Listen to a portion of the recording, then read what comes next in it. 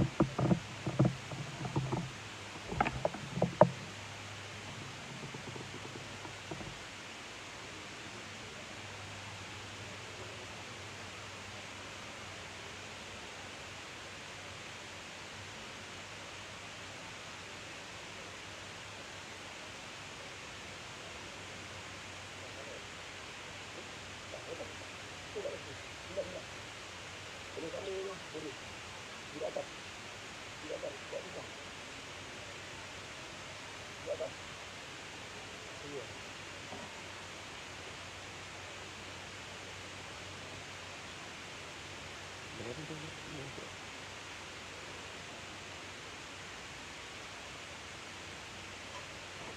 Okey.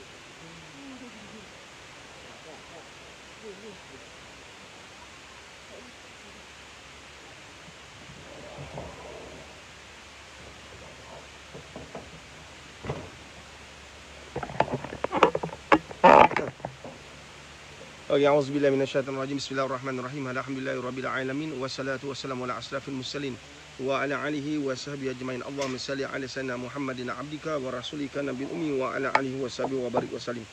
Assalamualaikum warahmatullahi wabarakatuh. Apa khabar teman-teman, sahabat-sahabat, ibu-ibu, ayah-ayah? Mudah-mudahan kita semua akan yang terbaik insya-Allah. So jom kita share video ni supaya ramai yang dapat hadir. Jangan kita saja. Jom kita share, kita tunggu ruang. Kita share. Mudah-mudahan dapat manfaat hari ini, hari Jumaat. Kita nak pastikan kita banyak buat perkara yang baik. Sekejap hari Jumaat kan, seminggu berlalu macam tu je. Nampak tak?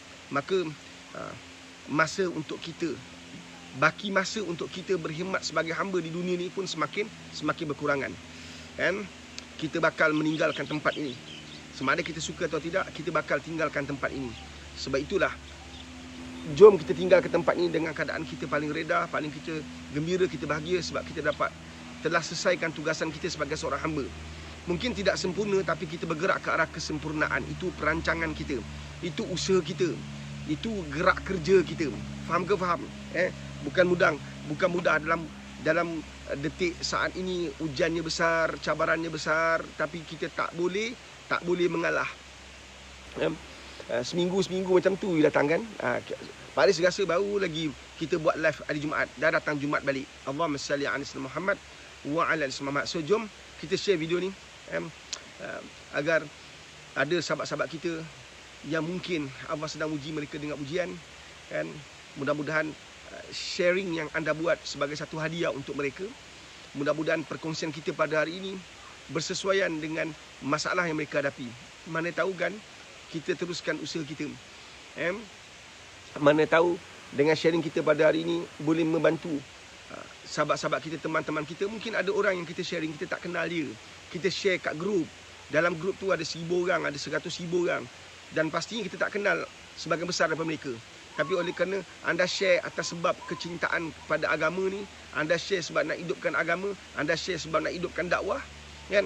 Maka Allah ganjarkan bukan sekadar pahala bab sharing ni, anda juga dapat ganjaran asbab orang hidupkan agama, asbab kerana kita sharing video ini. Mudah-mudahan lah, jom kita sharing-sharing, kan? Waalaikumsalam warahmatullahi wabarakatuh. Yang beri salam, mudah-mudahan anda semua terbaik untuk hari ini Jumaat bagi kaum lelaki, kan? Pastikan kita semua berada di masjid hari ini Jumaat, pedulikan pasal kuota, kita gerakkan diri kita, jangan letakkan masalah di depan hidup kita, maka kita akan kita tak nampak jawapan, kita tak nampak keperluan kita bergerak, kan? Letakkan sasaran. Hari ini nak pergi sembahyang Jumaat, hari ini aku nak pergi solat Jumaat. Letakkan sasaran. Dalam hidup ramai orang letakkan masalah. Ada ke orang nak beli barang aku? Boleh ke jual? Kan? Ada orang ke nak dengar apa yang aku kongsi? Boleh ke orang terima kehadiran aku? Kita banyak letak masalah. Ayah boleh terima ke aku berubah ni? Kan? Mak ayah aku boleh terima ke aku berubah? Dia percaya ke aku nak berubah? Dia percaya ke aku nak buat baik? Dia percaya ke selepas sekian lama kita buat perkara-perkara lara, kemudian kita fikir, mak kita, ayah kita percaya ke kita nak buat benda baik? Kita letakkan, dengar ni, kita letakkan masalah depan kita. Bila kita letakkan masalah depan kita, kita mesti kecundangnya, kita mesti kalah, kita mesti tewas.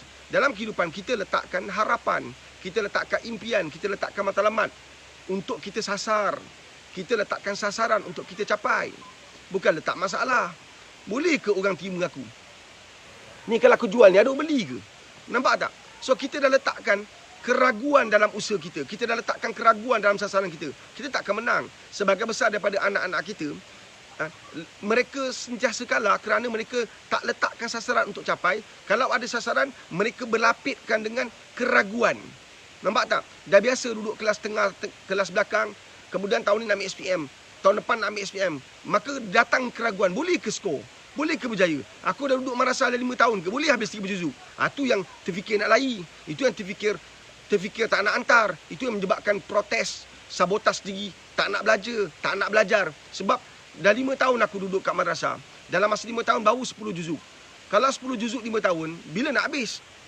Tak boleh habis lah. Nampak tak? Dah letakkan masalah. Sepatutnya bila kita fikir, aku dah 5 tahun duduk kat madrasah, 5 tahun baru 10 juzuk. Apa patut aku buat ni untuk pastikan aku capai 30 juzuk? Itu anak jantan. Itu baru umat Muhammad. Nampak tak? Memandang hidup ini dengan keyakinan, bukan memandang hidup ini dengan kehancuran. Faham ke faham? Kenapa anak-anak kita banyak gagal? Sebab kita kadang-kadang bercakap pun kita lontarkan kata-kata yang boleh membunuh dia, melemahkan dia. Dia dah lah lemah. Dah lah dia tak ada cita-cita.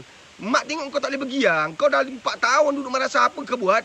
Nampak tak? Sepatutnya engkau duduk, engkau sebagai mak, sebagai ayah, engkau bukan letakkan bantahan, ugutan, kecaman. Sepatutnya engkau duduk dengan dia, engkau bagi dia garis panduan. Sepatutnya engkau duduk dengan dia, engkau bina strategi. Kau kan mak, kan kita ayah, takkan kita asyik nak blame. Kita tak patutnya blame. Nampak tak? Subhanallah. Mak tengok engkau dah 5 tahun dah. Dalam masa 5 tahun baru 10 juzuk. Kan? Tapi mak ada keyakinan, insya-Allah engkau akan habis 30 juzuk. Jom kita duduk sama-sama, kita bincang macam apa yang kita patut buat. Apa yang patut awak buat? Apa patut Alung buat? Apa patut Angah buat? Apa yang abang buat? Kan? Kita bincang anak, bukan kita blame. Nampak tak? 5 tahun masih lagi 10 juzuk. Rasa tak boleh pergilah. Kan sia-sia perjalanan 5 tahun tu. Kenapa ada orang nak ambil SPM, dia sanggup merentasi 5 tahun, kemudian duduk kelas-kelas kat belakang tengah-tengah, akhirnya skor SPM. Kenapa? Sebab dia letakkan sasaran yang jelas. Walaupun dia duduk kelas belakang, tapi dia letakkan sasaran sama macam sasaran pelajar depan. Nampak tak? Dia tak kata dah 5 tahun aku belajar ambil SPM, dah 5 tahun aku belajar masih kekal kelas belakang. Tak payah ambil SPM lah, mesti failnya, buang masa lah, tak payah ambil. Jarang kita dengar pelajar SPM macam tu. Tapi pelajar madrasah pondok memang biasa macam tu. Dah 4 tahun duduk madrasah. Ada pelajar saya 4 tahun dah 20 lebih pun tak puas hati. 4 tahun 20 lebih tak puas hati. Ya Allah. Kan? Manusia macam itulah. Ada je tak puas hati. Sepatutnya mantapkan apa yang kau tak puas hati. Bacaan tak mantap. Jom kita mantapkan. Apa yang kau buat untuk mantapkan. Oh ni salah ustaz. Sekarang anak depan mata. Anak dalam genggaman. PKP ni anak semua kat rumah. Apa yang kita dah buat untuk mantapkan bacaan anak? Apa yang telah kita buat untuk membolehkan anak jatuh cinta pada Quran? Kita tak ada ilmu. Wallahi, kita tak ada ilmu. Semakin besar kita tak ada ilmu. Dan kita hanya pandai tarik kuda pergi ke lopak air, tapi kita tak ada ilmu bagaimana nak pengaruhi kuda untuk minum air. Nampak tak? Kita boleh tarik dengan kekerasan, dengan ketegasan, dengan kegarangan. Tapi kita tak ada ilmu nak lemahkan jiwa dia, nak kuasai jiwa dia, nak tundukkan dia. Tak ada ilmu. Nampak tak? Ini masalah kita sekarang. Faham ke faham? Sebab kita banyak bercakap. Bila kita terlalu banyak bercakap, kita nampak banyak salah orang. Sampai kita terlepas pandang untuk memandang diri kita silap. Maka bila anak kita buat dosa, buat salah, kita pindah pada orang. Senanglah. Ini semua salah dia. Sedangkan kau dah pegang anak kau dah 3 tahun, dah 4 tahun, dah apa kau buat? Nampak tak? Anak kau dah dulunya sekolah, form 1 sampai form 5. Kan? Sekarang dah tak sekolah, dan depan kau. Apa kau buat? Tak boleh buat apa-apa. Dulu anak sekolah. Kan? Kita salahkan cikgu, kawan-kawan. Sepanjang PKP. Kan? Apa yang telah kita buat? Untuk pastikan anak kita mempunyai jiwa yang mantap. Mempunyai kecintaan pada agama. Membesarkan Allah. Mentauhidkan Allah. Apa yang telah kita buat? Kita tak ada ilmu. Ilmu yang kita ada banyak kecam orang. Ilmu yang kita ada tak perlu belajar sampai universiti. Tapi memang dah ada PhD. Kan? Tak perlu belajar. Penat nak belajar PhD ni. Kan? Jadi PhD yang paling mudah ialah perasaan hasad dengki. Kan? Tak payah belajar sampai universiti. Kan? Belajar separuh jalan boleh dapat. Nampak tak? Jadi bila sepanjang PKP baru kita nampak rupa-rupanya anak kita ni, kan? Anak kita ni bukan senang nak dipimpin. Kita banyak salahkan orang yang memimpin anak kita. Sebab tu kita salahkan diri kita yang tak support orang pimpin anak kita. Allahumma salli ala Muhammad wa ala Muhammad. Nampak tak? Sampai anak-anak banyak yang tak ada adab.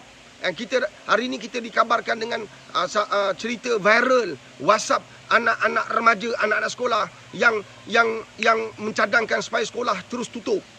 Kan baik engkau tu je tutup mata. Engkau baik tutup je diri engkau. Nampak tak? Tak nak sekolah sebab dah terlalu seronok dengan cuti sekolah yang panjang. Allahumma salli ala Muhammad wa ala Muhammad. Ada pula yang kita baca mencadangkan bagaimana kita boleh dijangkiti oleh COVID untuk mengelakkan kita tak payah pergi sekolah. Sayangnya. Sebab apa? Sepanjang PKP mereka tak mampu dibangunkan oleh ibu bapa mereka. Nampak tak? Sepanjang PKP yang lepas, ibu bapa tak ada ilmu bagaimana nak tundukkan anak. Ya betul. Hari ini bukan senang. Betul. Pak dia faham. Bukan senang nak suruh anak kita patuh pada kata-kata kita. Macam mana nak patuh pada kata-kata kita? Sedangkan kita tak pernah didik dia untuk patuh pada perintah Allah. Seawal dia umur 6 tahun, 5 tahun, 7 tahun, kita tak didik dia untuk patuh perintah Allah. Nampak tak? Kita tak ajar tentang Islam. Ini ulang kat komen ni. Komen tak nak geraklah. Tulis kat ruang komen tu. Kan? Share lah sahabat-sahabat. Kita dah tak boleh nak, kita ni nak invite orang pun tak boleh, nak share pun tak boleh sebab kita dah kena blok kan. Jadi kita minta jasa baik anda untuk share. Berapa ramai daripada kita telah didik keluarga dia untuk mencintai agama. Ingat pesan Pak Riz ni. Berapa ramai persoalan ini perlu anda jawab. Tak perlu tulis kat komen, jawab sendiri. Berapa ramai daripada kita telah menghidupkan Islam dalam rumah. Berapa ramai daripada kita menghidupkan Islam dalam rumah. Berapa ramai daripada kita bawa Islam dalam hidup.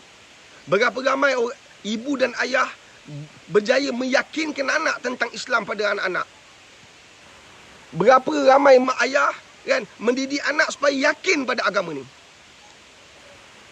Berapa ramai mak bapa yang berjaya mendidik anak supaya menjaga agama ni. Nampak tak? Berapa ramai mak bapak kita ni dalam grup ni, dalam live ni yang tak seberapa ni, kita ni alhamdulillah Allah pilih kita. Berapa ramai daripada kita berjaya bangunkan tarbiyah, mendidik jiwa anak-anak supaya mereka yakin dengan Islam. Sahabat, hantar anak ke madrasah saya tak cukup tau. Kena faham tu Hantar anak pergi sekolah kamu tak cukup. Itu bukan jawapan yang mana anda boleh lepas tangan. Tidak. Nampak? Faham ke faham? Berapa banyak daripada kita yang telah berjaya mentarbiyah anak-anak supaya jatuh cinta pada agama. Berjaya mempertahankan agama. Mak bapak tak ada pun tetap pegang Quran. Ini madrasah tutup. Berapa ramai orang tutup Quran? Saya ulang sekali lagi. Ini khusus untuk anak-anak madrasah. Berapa ramai mak bapak gagal bangunkan anak-anak mencintai Quran sehingga kan madrasah tutup, Quran pun tertutup sama. Bila Quran tertutup, kita bimbang, kita khawatir, kita resah. Yang terbukanya lah perkara-perkara maksiat. Yang terbukanya handphone, yang terbukanya TV, yang terbukanya kisah-kisah cinta. Itu yang kita risau, kita bimbang. Faham ke faham? Bila madrasah tutup, kita bimbang Quran tertutup. Satu, kita fight, kita berjuang. Quran yang tertutup ini akan merosakkan akidah, akan melemahkan jiwa anak-anak Sebab itu kita berjuang madrasah dibuka secepatnya mungkin. Alhamdulillah 15.22 dah terjawab. Syukur Alhamdulillah. Syukur Alhamdulillah. Tak nak cakap banyak, dah cukup. Terima kasih pada Allah kerana menzahirkan harapan kita, kerana mengkabulkan perjuangan kita. Dan kita nak madrasah dibuka secepat mungkin sebab kita bimbang anak-anak madrasah yang sebelum ini mencintai, yang dah pegang Quran setiap hari boleh tinggalkan Quran. Bagaimana pelajar yang tak pegang Quran? Setiap hari mereka pegang Quran sebab mereka pelajar tahfiz, mereka pelajar pondok, mereka pelajar madrasah. Setiap hari pegang Quran. Tapi bila balik rumah masa PKP itu, sebahagian besar daripada mereka dah tak pegang Quran. Kalau pelajar yang setiap hari pegang Quran boleh lupakan Quran, kita bimbang, kita lagi risau. Pelajar yang memang tak pegang Quran sebab dia pergi sekolah, maka lagilah dia tak akan cinta Quran, lagilah dia tak pandang Quran. Apatah lagi nak peluk dan cium Quran. Kan? Jauh sekali untuk mencintai Al-Quran. Allahumma salli ala Muhammad wa ala Muhammad. Sedangkan Nabi tinggalkan wasiat yang sangat besar. Nampak tak? Wasiat Nabi lah apa, untuk elakkan kita sesat, untuk elakkan kita tersalah jalan, untuk elakkan kita terlingkup jahanam, musnah. Maka pegang Quran, hidupkan sunnah, hidupkan Al-Quran. Allahumma salli ala Muhammad wa ala Muhammad. So sahabat-sahabat, kan, kita nak jaga agama ni. Kita ni bertanggungjawab. Hari ni hari Jumaat, Pak Aris nak ingatkan. Hari ini kita bincang bagaimana kita nak jaga agama ni. Kita nak jaga. Kamu boleh jaga rumah dengan alam, siap pasang alam dengan grill lagi. Kan? Setiap tingkap ada grill. Setiap pintu ada grill. Ada alam lagi. Nampak tak? Allah. Tapi agama ni jaga macam mana? Nampak tak? Kalau rumah kita sayang, agama ni kita tak nak sayang ke? Kalau rumah ni kita sayang, siap jaga lagi. Kalau dinding yang kita takut nanti berkulat, dindingnya nanti rosak, maka kita pilih cat yang paling mahal. Subhanallah. Kat lantai tu, mentah-mentah lah Mozeb, tiap-tiap hari kita mop. Nampak sawang kita bersihkan, kipas kita bersihkan. Nampak tak? Tapi agama ni macam mana? Siapa nak jaga? Agama ni siapa nak jaga? Kalau pinggan kita dapat makan, pinggan, apa kita buat? Kita basuh. Bila dah nampak pinggan tu kotor, kita basuh. Agama ni, bila kita dah cemarkan, kita buat apa? Mana proses pembersihan dia? Mana proses penyucian dia? Nampak tak? Faham ke faham? Nampak tak? Kalau kita dah makan, seronok, nikmat makan, pinggan tu tetap kita basuh supaya dia keadaan bersih. Tapi agama ni yang datang bersih, kenapa kita kotorkan? Selepas kita kotorkan setiap hari, kenapa tak bersihkan? Tak tahu nak bersihkan? Agama ni kita kena jaga, sahabat. Kita telah rosakkan. Wah, datang COVID, semua nak jaga agama. Ulama'-ulama' semua bercakap, tak boleh buka masjid. Maqasid syariah, salah satunya menjaga Islam, menjaga agama, menjaga nyawa, seterusnya. Nampak tak? Nak jaga nyawa, nak jaga. Kalau COVID tak datang, berapa ramai daripada korang banyak bercakap ni yang jaga agama? Betul? Bila datang COVID, tak boleh buka masjid. Kemudian buka masjid, kena ada jarak sosial. Sebab nanti takut ada jangkitan. Ya, kita terima. SOP itu kita terima. Tapi yang saya, Pak Aris nak cakap ni ialah, kan, bila kita ambil maqasid syariah, nak jaga agama, kan, sebab itu kita kotakan solat Jumaat, supaya tak ramai-ramai datang, supaya kita boleh kawal jangkitan ni. Alhamdulillah, itu terbaik. Tapi di luar daripada COVID, mana peranan kita menjaga agama? Ni saya tanya ni. Mana peranan kita? Kan, mufti kena jawablah. Jaga agama, maqasid syariah nak jaga agama supaya tak tercemar, supaya tak dapat fitnah. Ya, kita terima.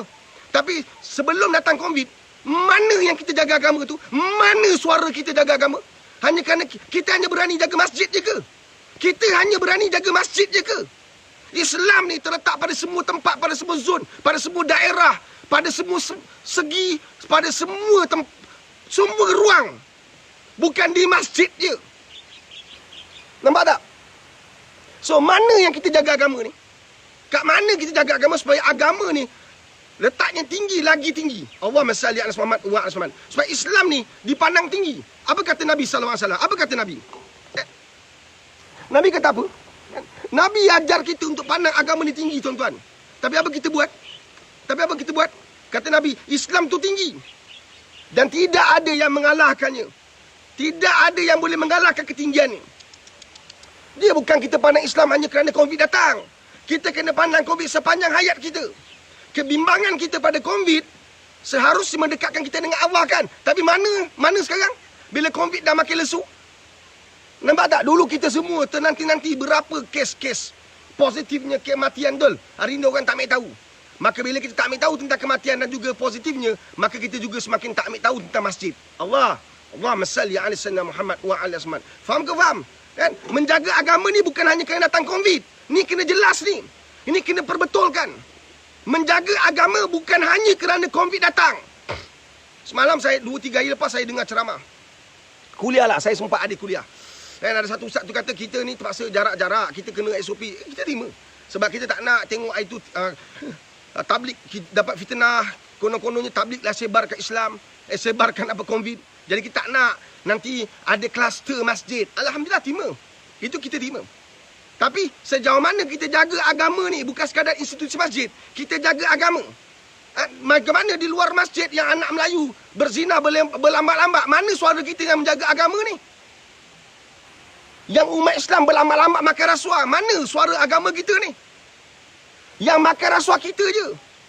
Yang anak muda yang bersepah kat luar sana, yang terbuka, telanjang, terbogel tu, mana suara agama kita?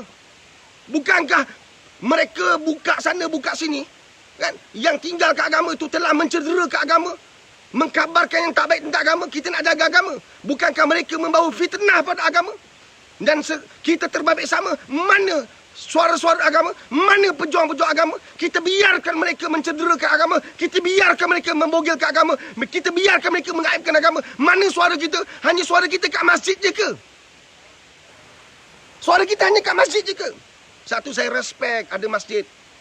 Saya respect ada masjid yang walaupun kotanya dipenuhi tapi ada ramai orang dibenarkan masuk. Kan? Walaupun jarak sosial masih dipertahankan. Alhamdulillah terbaik. Selagi ada ruang, selagi itu bagi masuk. Kan, sebab jarak sosial yang diwujudkan itu tidak sepatutnya menghalang umat Islam masuk masjid. Kekalkan jarak sosial tapi benarkan mereka solat. Itu terbaik. Masing-masing datang untuk sujud pada Allah, saya yakin tertegaknya agama, terjaga, terbela agama, insya-Allah. Jangan terlalu obses sangat dengan angka. Okey, kata senang tunjuk 150 orang, maka tak boleh masuk orang lain. Apa cerita? Banyak ruang kosong lagi. Apasal tak boleh masuk ada satu masjid tu, kan? Dia bagi masuk kat ruang yang tengah-tengah aja, betul? Sedangkan dia dah buat extension. Besar tu extension. Semua tu tak boleh masuk. Sedangkan orang ramai kat luar sana. Janganlah. Faham tak? Subhanallah. Kan? Selagi ada ruang, jarak sosial itu diwujudkan, alhamdulillah. Dan kita minta mudah-mudahan, dan ini pertimbangan ahli jabatan kuasa, pengurusi dan juga imam kena bijaksana, fatana bijaksana. Kita lihat betapa mereka datang dengan pengharapan yang besar nak sujud pada Allah. Kan?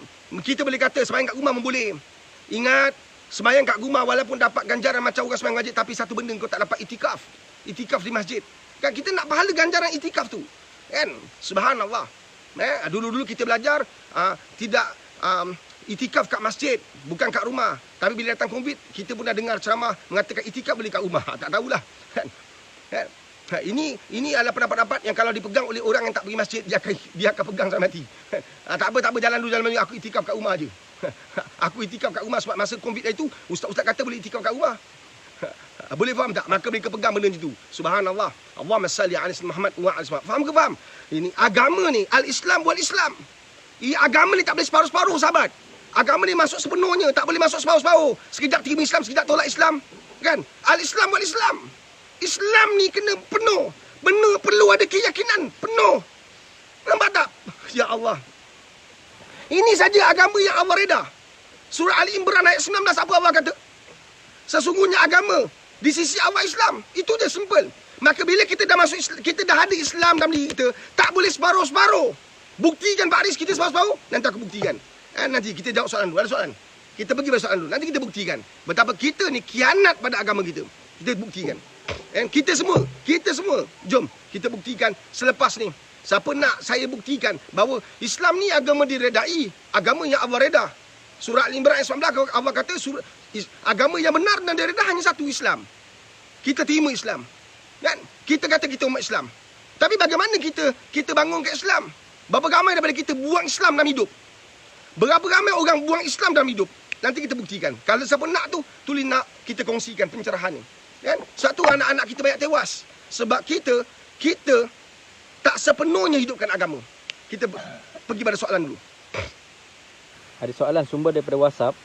Macam mana nak solve problem anak-anak susah nak dengar kata, leka dengan gadget, cakap elok-elok tak nak dengar, tapi bila kena tinggikan suara baru nak buat. Saya tak tahu macam mana nak nasihatkan. KTM, ada kalanya kita kena marah, kita kena keraskan suara, kita kena tegas. Kita kena keras, tegas dan marah itu adalah satu elemen yang sangat penting untuk mendidik anak. Sayang itu bukan makna tak boleh keras. Sayang itu bukan makna tak boleh marah. Sayang itu bukan makna tak boleh tegas. Ketegasan, kemarahan dan juga kita keras dalam suara, kita keraskan suara kita, tinggikan suara kita adalah antara elemen-elemen untuk membina anak-anak. Kau ingat apa? Aku adalah orang yang sentiasa bercakap setiap hari ni. Perlu anak jadi. Sentuh anak jadi. Saya ada 100 lebih pelajar madrasah. Kan? Tak semua pelajar yang kita sentuh, kita cakap baik-baik jadi. Kadang-kadang kita kena keras. Kadang-kadang kita kena tinggikan suara. Kadang-kadang kita kena ada hukuman. Itulah cara kita mendidik anak. Sebab tu ibu dan ayah, suami isteri, anda duduk sama-sama bincang. Sentiasa bincang. Bagaimana nak selamatkan anak. Bagaimana nak tabiat anak. Bagaimana nak didik jiwa anak. Ini satu perkara yang sangat besar yang tolong ambil tahu, tulis kat ruang komen. Aku minta nak pun tak ada orang tulis. Kan? Tak banyak orang tulis ke, tak ada orang nak tulis ke, tak tahulah. Aku ni tak nampak sangat. Dengar ni. Ni satu mesej yang sangat besar Pak Riz kongsikan pada anda. Bila anak ada buat silap, jangan tangguh. Bila anda tangguh, lama-lama dia sukar nak tinggalkan perkara salah dia.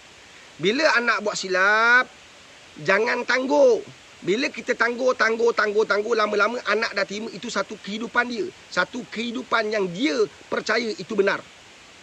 Apabila anak main handphone, kali pertama anak main handphone, dia mesti ada kali pertama sebelum datang kali ke-10.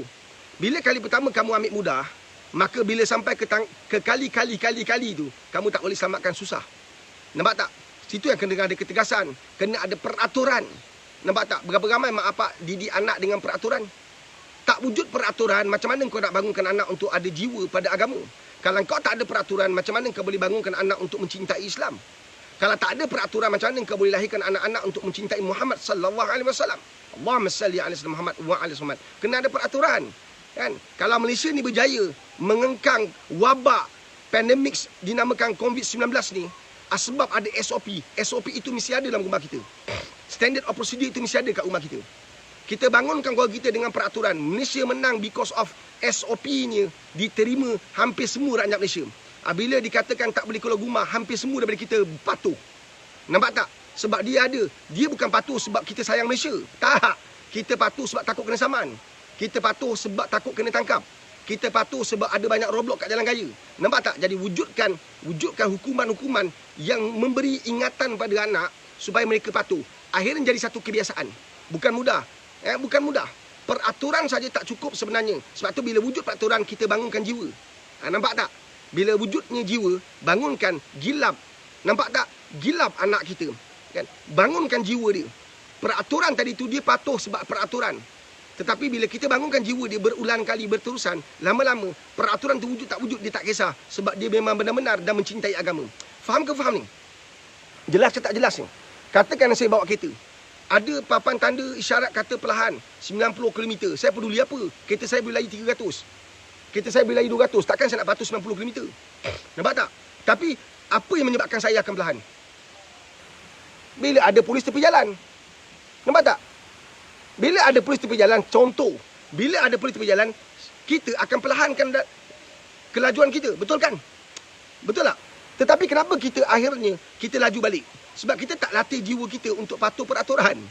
Nampak tak? Kita tak terkesan dengan kehidupan tanpa polis. Kalau ada polis, baru kita patuh. Kalau ada polis, baru kita ke peraturan. Nampak tak? Kita tak pernah didik jiwa rakyat Malaysia untuk patuh pada peraturan walaupun tak ada polis. Itu adalah benda lebih besar. Benda lebih kecil kat rumah. Kalau kita gagal bangunkan jiwa anak kita, maka dia akan ikut peraturan bila kita ada kat rumah. Kalau kita tak ada kat rumah, dia akan langgar peraturan. Dia mula langgar peraturan, dia mula buat benda pelik, dia mula langgar sesuatu yang kita telah tetapkan. Sebab kita tak ada. Kita lah polis kat rumah. Tapi kalau kita berjaya bangunkan jiwa dia, kita bangunkan akhlak dia, kita bangunkan attitude dia yang positif, saya percaya kita tak ada pun dia solat. Kita tak ada pun dia pegang Quran. Kita tak ada pun dia akan sujud pada Allah Subhanahu Wa Taala. Allahumma salli ala Muhammad wa ala Muhammad. Kan? Okey, 11.30 kita berhenti, 11.30. 11.30 9.40. Okey, nak sembahyang Jumaat. Sebab Pak Riz tak dapat jemputan. Bila tak dapat jemputan, memang tak nak jemputan tu. Kan? Kita nak pergi tanpa jemputan. Saya tak nak ada jemputan. Kan? Jadi bila saya ditanya nak jemputan, saya tak nak jemputan. Saya datang kerana Allah jemput, bukan manusia jemput. Ini bahasa saya, anda tak perlu setuju dengan apa saya kata. Kan? Saya boleh dapat surat jemputan, tapi saya tak nak datang kerana dijemput oleh imam, dijemput oleh kenalan-kenalan saya. Kan? Saya datang kerana Allah panggil saya. Nampak tak? Maka kalau imam tak panggil saya sekalipun, pengurusi masjid tak panggil saya, tapi Allah panggil, saf depan tetap dapat. Nampak tak? Kan? Kalaupun imam tak panggil saya, tak bagi surat jemputan, kalaupun pengurusi masjid tak panggil saya sebagai orang yang dijemput, maka kan saya kalau hidupkan jemputan tu datang daripada Allah SWT, maka kita insya-Allah kita akan dapat solat Jumaat. Kita akan dapat solat Jumaat. Ini Pak Aziz dah cuba dah ni, tak ada masalah. InsyaAllah, yakin pada Allah SWT. Tapi jangan kau datang pukul 1. Kau jangan datang pukul 1.30. Datang seawal yang boleh. Nampak tak? Di saat pintu masjid terbuka, engkau dah ada dah untuk masuk. Engkau adalah orang yang paling awal masuk masjid. Alhamdulillah. Maka di setiap ruang yang ada boleh kau duduk. Nampak? Tapi kalau kau datang pukul 12.50, kan kau nak pilih tempat mana? Sebab jarak sosial telah wujud. Nampak tak? Sejarah tanda-tanda telah dibina. Maka kau tak boleh sembahyang kat tempat yang tak bertanda. Kan? Free-free orang maki kau. Kan? Sekarang silap-silap orang berlaku dosa kerana sebab kita yang degil. Tak dengar cakap. Tak nak patuh pada SOP. Patuh SOP kita umat Islam. Kita patuh SOP menggambar bahawa umat Islam itu patuh pada arahan. Nampak tak? Kita patuh pada arahan. Hanya kita minta pada pihak masjid beri sedikit kelonggaran, timbang rasa kepada mereka yang masih ada kat luar, diberi ruang masuk kalau ada ruang yang masih ada. Nampak tak? Kalaulah dewan utama itu memang dihaskan untuk solat, kemudian kita nampak ada limpahan manusia di ruang-ruang selain pada ruang tamu, ruang dewan utama masjid yang boleh diisi manusia, benarkan mereka masuk dengan mencipta, dengan create, dengan wujudkan jarak sosial. Saya rasa tak ada masalah sebab ada banyak masjid yang menggunakan pendekatan yang sama. Allahumma salli ala Muhammad wa Muhammad. So bila kita cinta pada agama, kita mempertahankan agama. Saya nampak kan Islam tu akan letak di tempat yang tinggi. Kita yang rendah ke Islam dengan perbuatan kita. Kita rendah ke Islam dengan akhlak kita. Kita rendah ke Islam dengan sifat-sifat yang kita bawa. Allahumma salli ala Muhammad wa ala Muhammad. Kadang-kadang dendam manusia berpanjangan. Tak puas-puas dendam kat manusia. Nampak tak? Khianat manusia. Dia puas apa yang dibuat. Subhanallah, jangan. Nampak tak? Itu tidak menggambarkan kita sebagai orang yang memikul agama. Allahumma salli ala Muhammad wa ala Muhammad. Faham ke faham?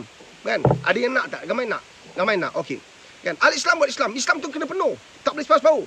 Pak Riz, apa cerita Pak Riz? Apa cerita? Apa cerita? Apa cerita? Apa cerita? Apa cerita? Kita telah khianat agama kita. Kita tanpa kita perasan, kita khianat agama kita. Kita tinggalkan agama kita. Apa kata Allah SWT dalam surah Ali Imran ayat 85? Apa Allah kata? Sesiapa yang memilih Islam, sesiapa yang memilih gaya hidup, cara hidup, kan, selain daripada Islam, Allah tak pandang dia, Allah tak letakkan dekat sisi Allah. Maka di akhirat dia adalah tergolong dalam orang-orang yang rugi. Sesiapa yang milih cara hidup bukan Islam, Allah tak terima dia di sisi Allah. Dengar tu. Nampak macam tak ada kena-mena dengan kita. Dengar baik. Ada. Kau dengar baik. Sesiapa yang memilih cara hidup, gaya hidup, cara pengurusan diri, cara ekonomi, cara berpolitik selain daripada Islam, maka Allah tak terima dia di sisi Allah. Di akhirat, dia tergolong dalam golongan orang-orang rugi. Surah Al-Imran ayat 85. Dalam hidup, dia Islam, kat dalam Islam, sebab beranak Islam, bapak dia Islam, mak dia Islam, dia pun Islam. Tetapi dalam kehidupan dia tak, hidup dia tak gunakan cara Islam. Dia memisahkan Islam. Kan dia kata tadi, kan, Islam tu sepenuhnya bukan separuh-separuh. Kan? Kita Islam tapi ideologi kita bukan Islam. Kita Islam tapi prinsip yang kita bangunkan bukan Islam. Kita Islam tapi cara kita berniaga tak nampak Islam. Halal haram kita gembat. Haram pun kita gembat. Nampak tak? Jual beli haram pun kita terima. Jual beli yang salah bertentangan dengan Islam pun kita buat. Nampak tak? Kita tak keluarkan zakat. Mana Islam tu? Kita dah cukup syarat wajib keluar zakat. Tak keluar zakat. Bukankah kita telah melanggar Islam? Bukankah kita ambil Islam di tempat yang kita untung, tapi tempat yang kita rasa macam kena keluar duit? Tak payah ambil Islam. Ini masalah kita. Allahumma salli ala sayyidina Muhammad wa ala Muhammad. Dan ini nak buktikan. Cuba tengok. Kan? Bila kita promosi, kita dakwah orang untuk masuk anak ke pondok dan madrasah. Apa orang kata? Apa orang kata? Apa orang kata? Ya, ada masa depan ke? Ada masa depan ke? Maka kita dalam keadaan tak perasan, kita menyalahkan, memandang serong pada agama. Kalau orang pegang agama, maka tak ada masa depan. Kalau orang hafal Quran, tak ada masa depan. Kalau orang belajar pondok, tak ada masa depan. Kalau orang belajar kitab, tak ada masa depan. Apa yang kamu nampak 3-4 orang tu tak mewakili beribu orang dilahirkan daripada madrasah dan pondok. Ni belajar pondok-pondok ni ada masa depan ke? Saya dah biasa dengar dah, bernanah, dah tunggu bulu dah. Berbulu-bulu kat telinga orang tanya. Ada masa depan ke belajar Madrasah Pak Riz? Aku nak tanya, anak kau belajar PhD ni ada masa depan ke? Ada ke syarikat ambil anak kau PhD tu? Berapa ramai orang belajar engineer, contohnya, tapi tak bekerja dalam syarikat yang berkaitan dengan engineer. Berapa ramai orang belajar akaun, akhirnya bekerja bukan berkaitan dengan akaun. Tapi orang yang belajar agama, di mana pun dia kerja, agama tetap diguna pakai. Dia belajar pondok, dia hafiz 30 juzuk, kemudian dia jadi jurujual.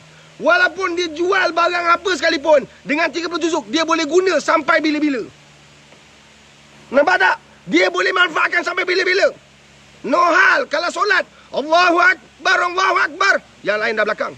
Dah ke belakang, tak berani ke depan bro. Nak gila apa? Solat isyak.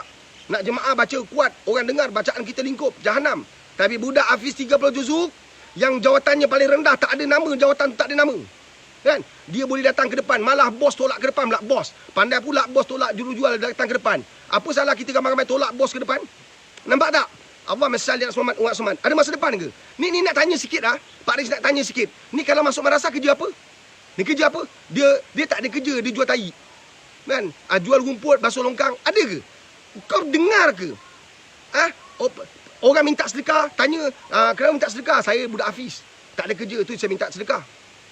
Berapa banyak kes pecah amanah makan rasuah datang daripada budak hafiz?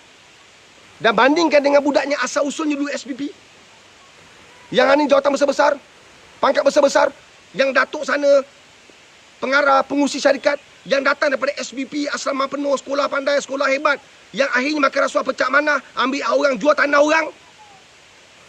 Satu saya pesan pada pelajar madrasah saya, belajar hafiz 30 juzuk bukan sekadar nak jadi imam. Kita memang secara automatik jadi imam, walaupun tidak dilantik jadi imam, walaupun tak dapat allowance jadi imam, walaupun tak dapat gaji jadi imam. Kita adalah imam kepada umat manusia. Kita adalah imam kepada isteri kita. Kita adalah imam pada anak-anak kita. Kita adalah imam kepada masyarakat kita. Kita belajar jadi hafiz, berjadi hufaz sebab kita nak pimpin ummah. Maka belajarlah, kemudian bertebaranlah, pegang jawatan besar-besar agar rasuah berjaya diatasi, pecah amanah berjaya dirungkai, ditamatkan.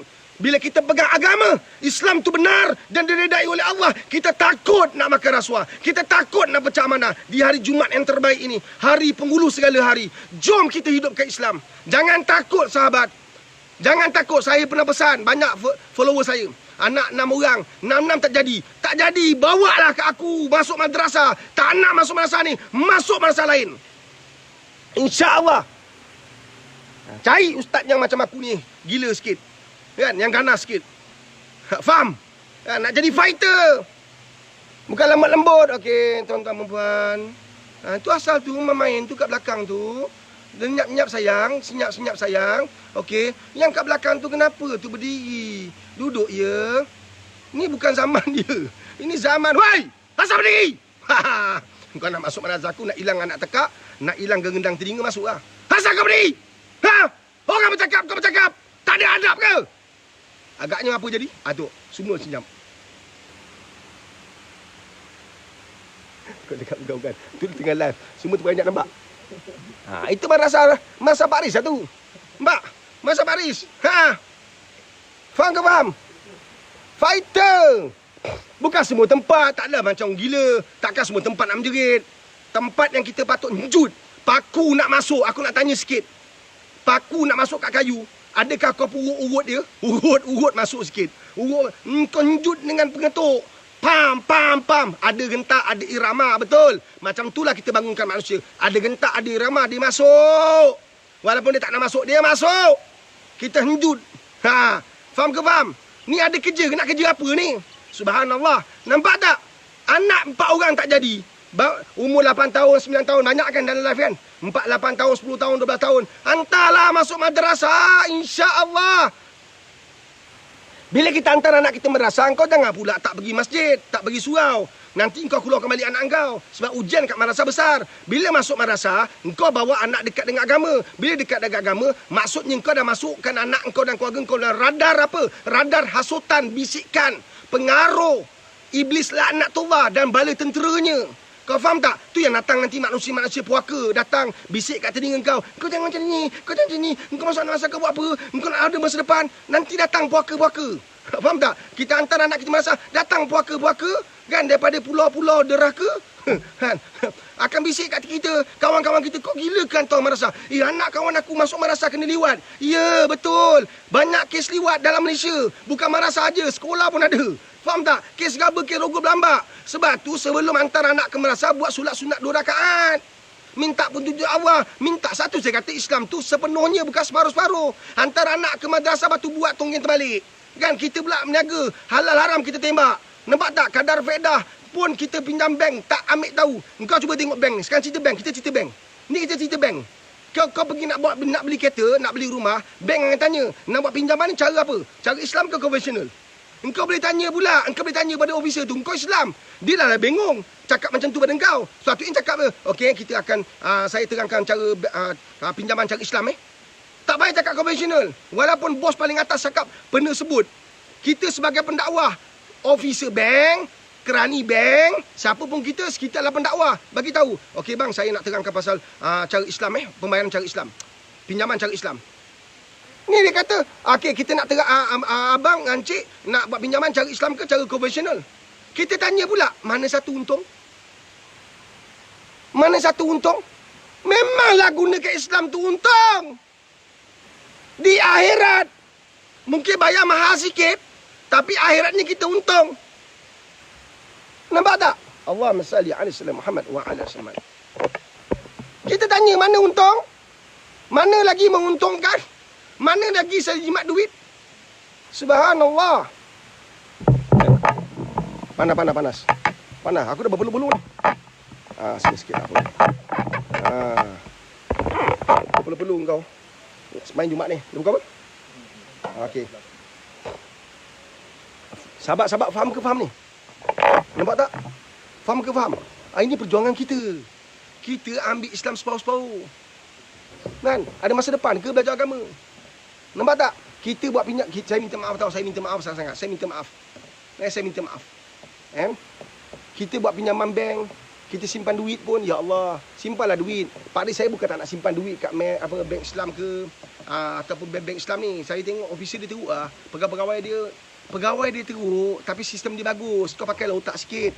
Sistem dia berteras kat Islam, itu menjadikan kita wajib untuk berada di institusi-institusi Islam. Faham ke faham? Kau bukan jadi beli produk Islam. Engkau juga kena support semua institusi keuangan Islam. Faham ke faham? Engkau nak beli kereta, ada salesman macam-macam jenis salesman. Pergilah cari umat Islam. Sebab bila engkau beli kereta, dia dapat satu, dia akan dapat, mungkin dia dapat bonus, dia dapat intensif daripada jual kereta tadi tu. Duit tadi tu dia boleh sedekah kat orang. Jalan pahala kau. Panjang cerita dia. Nampak tak? Mencintai Islam secara keseluruhan, bukan separuh-separuh. Faham tak? Ya, inilah yang kita kena buat. Ya, orang tak faham, orang kata kita ni resis dan sebagainya. Bukan resis. Kita mencintai agama, kita kena gunakan sepenuhnya. Sebab kalau saya beli kedai kat Pak Man, saya beli barang kat kedai Pak Man, maka saya telah mengalahkan Pak Man untuk berzakat atau bersedekah. Zakat tu wajib, sedekah tu sunat. Nampak tak? Bila Pak Man ada lebih duit, dia akan bersedekah. Jadi saya salah seorang yang menjadi penyebab, sebab Pak Man boleh sedekah, sebab saya beli, kawan-kawan beli, semua sahabat beli kat kedai dia, dia dapat sedikit keuntungan, dan keuntungan tu dia beli beras, dia hantar madrasah aku. Nampak tak? Dia hantar madrasah sana, madrasah sini. Nampak tak? Budak-budak makan beras, makan nasi, maka jadi darah daging, hafal Quran, bukan panjang ke cerita sampai ke akhirat. Hanya kerana sekadar satu paket beras, jalan sampai akhirat. Engkau tak nak ke? Nampak tak? Itu yang kau cakap. Itu yang kau kata, ada masa depan ke? Masa depan akhirat engkau tahu. Siapa-siapa yang faham tentang masa depan ialah akhirat kita. Mana ada masa depan kat dunia? Engkau cerita pasal masa depan, belum tentu kau dapat lagi. Saya nak anak saya belajar betul-betul supaya dia masuk universiti. Anak kau semua jalan meninggal. Mana masa depan tu? Tapi akhirat tetap di depan. Sama ada kau sampai atau tidak pada sasaran kat dunia, akhirat tetap tunggu kat depan. Alam barzakh tetap tunggu kat depan. Kita pasti akan sampai kat sana. Sebab tu orang yang bijak, buat pelaburan yang bijak, dia akan fokus pada akhirat. Di samping itu dia akan bawa semua perkara yang dia nak sasar kat dunia untuk bawa bersama. Faham ke faham? Inilah orang bijak dalam pelaburan. Nampak tak? Bila kita bijak dalam pelaburan, kita cari madrasah betul. Kan? Kita cari madrasah antara tempat-tempat yang perlu diberi keutamaan. Kalau saya nak sedekah, keutamaan saya lah bagi mak duit dulu. Engkau jangan pergi cari madrasah. Engkau kena sedekah, engkau kena bagi mak kau duit dulu. Bila engkau bagi mak kau duit, itu makam yang tinggi. Itu bijaksana segi pelaburan. Nampak tak? Nak dapat kebijaksanaan lagi, jom tinggalkan nombor telefon. Nombor telefon tinggalkan. Dengan nombor telefon, sebab apa? Sebab Pak Riz nak ajak kamu pergi program seminar #bersama Pak Riz. Bila Pak Riz 8/8. Konsep yang sama, menggunakan alam maya, menggunakan internet, Google Meeting. Kan? So kita hadkan untuk 300 orang. InsyaAllah. Kalau lebih-lebih tak apalah, sebab dia tak menggunakan seat. Nampak tak? So pergilah program ni. Tak ada logistik, tak ada kos makan, tak ada kos tempat tinggal, tak payah pening kepala. Dengan bayaran hanya RM50, anda sebenarnya sambil anda bayar untuk menyertai seminar, anda juga telah membantu pembangunan madrasah Pak Riz. Sebab bayaran RM50 tadi sebenarnya akan diserap ke madrasah Pak Riz. Nampak tak? Kalau Pak Riz kata okey semua orang bayar sumbang Pak Riz RM50, ada orang marah. Apalah nak bagi sumbangan pun tetapkan bayaran. Nampak, suka hatilah kita mampu bayar RM1 lah kita bagi. RM2, RM5, RM20 dah. Yang kaya boleh bagi 100-200. Tapi dengan seminar macam ni, dengan bayar RM50, semua orang akan bayar dengan jumlah yang sama. Maka secara tak langsung anda sedang membantu madrasah Pak Riz. So tinggalkan nombor telefon. Nampak tak? So anda bayangkan, bila anda sumbang kepada mak ayah anda, sedekah, anda sedang menghidupkan agama. Anda orang bijak. Ini kau sedekah kat madrasah, kau sedekah kat masjid, tapi mak bapak kau biarkan. Tak boleh, ini benda salah. Nampak tak? Engkau sebagai seorang suami, mana kedudukan isteri engkau? Engkau sedekah sana, sedekah sini, tapi sedekah yang terbaik adalah bila engkau bantu keluarga engkau. Belanja yang terbaik adalah engkau belanja makan pada anak bini engkau, bukan belanja kawan makan. Kawan-kawan kau semua kata engkau terbaik. Sebab apa terbaik? Sebab engkau selalu belanja makan. Tapi bini engkau, anak engkau, kau tinggalkan, kau pinggirkan, kau tak ada masa makan bersama mereka. Nampak tak? Makan bersama mereka, ajak mereka makan sesekali kat keluar. Belanja mereka makan. Sebab bila kamu buat isteri kamu bahagia, Allah pasti akan hantar kebahagiaan dalam hidup kamu. Percayalah. Bila kamu membahagikan orang sekitar hidup kamu, Allah akan kirim hadiahkan puzzle yang terbaik, iaitu bahagia. Faham ke faham? Bila anda buat mak bapak anda bahagia, Allah akan kirim kebahagiaan dalam hidup anda. Bila anda buat isteri anda bahagia, anda buat suami anda bahagia, Allah akan kirim sebuah keluarga bahagia. Ini bergaduh sikit pun dah huru-hara. Kan? Benda sikit pun jadi besar. Anda sebagai seorang suami, dengar pesan Pak Riz. Anda sebagai seorang suami, jangan benarkan orang campur tangan dalam urusan anda membuat keputusan. Kan? Nampak tak? Kita buat keputusan untuk keluarga kita. Boleh minta pendapat orang, tapi keputusan tetap tangan kita. Itu benda faham. Ada orang jumpa Pak Riz, buat keputusan untuk keluarga saya. Saya tak boleh buat keputusan untuk keluarga anda. Sama ada anda nak bercerai ataupun nak rujuk balik, itu urusan anda. Tapi Pak Riz bagi garis panduan. Pak Riz bagi tip dan petua dan teknik. Timbang-timbangkan teknik dan tips tu. Bukan ambil bulat-bulat terus buat. Timbang-timbangkan. Sebab tu Pak Riz selalu kata, dasarkan dengan Islam. Bila kita yakin pada Allah, yakin pada agama ni, maka kita akan kembali pada Allah Subhanahu Wa Taala. So jangan lupa. Nampak tak? Dah bagi mak ayah, dah bagi isteri, engkau bagi madrasahku. Dana. Tak terbalik Okey. Ni, nampak? Sumbangkan dana untuk madrasah. Selain pada kaedah ni, Pak Riz saya bukan tak nak, tapi saya tak mampu Pak Riz nak bayar RM50 untuk seminar, tak apa. Pakcik, yang ikut saya ni banyak orang miskin. Saya faham. Yang ikut saya ni banyak golongan marhain, golongan bawah, memang tak ada duit. Tak apa makcik masih boleh bersedekah. Dengan cara macam mana? Pergi kat page Pak Riz, pergi kat sana ada senang pay, RM2 pun boleh. Kan? Kita sumbangan kita hanya RM2 je. So, yang ini untuk seminar. Kan? Untuk seminar. Tinggalkan nombor telefon, hadir seminar Pak Riz, insya-Allah. Faham ke faham ni? Nampak jelas ke jelas? Kan? Okey. Boleh. Pak Riz nak undur diri, kan? Boleh ya? Kita bagi laluan. Kita bagi laluan untuk sembahyang Jumaat. Kan sebab Pak Riz tak dapat jemputan, so Pak Riz kena pergi lebih awal untuk dapat tempat. Tak apa. Seronok. Minggu lepas beratur tu sebab rasa sedih. Kenapa? Selama ni tak payah beratur. Tak payah nak susah-susah. Orang selalu ambil mudah. Sembahyang pun boleh buat. Hari ni bila kita tak dapat jemputan, kita kena pergi awal. Indahnya Islam. Indahnya. Bila kita benar-benar mencintai Allah, subhanallah, benda susah jadi senang.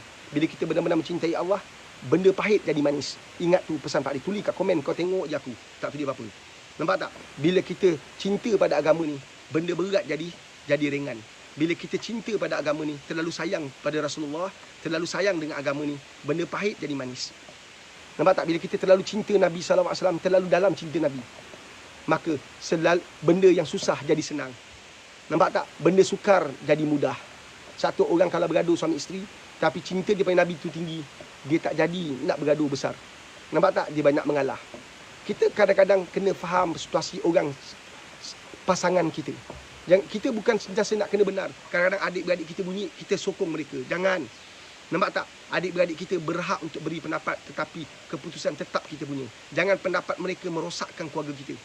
Kalau banyak bunyi mengatakan pisah, sedangkan menderita kesakitan perpisahan tu kita, maka solat 2 rakaat, minta petunjuk daripada Allah. Mudah-mudahan Allah bagi kita petunjuk, insya-Allah. Faham ke faham? Kan? Bila terlalu mencintai agama, kan?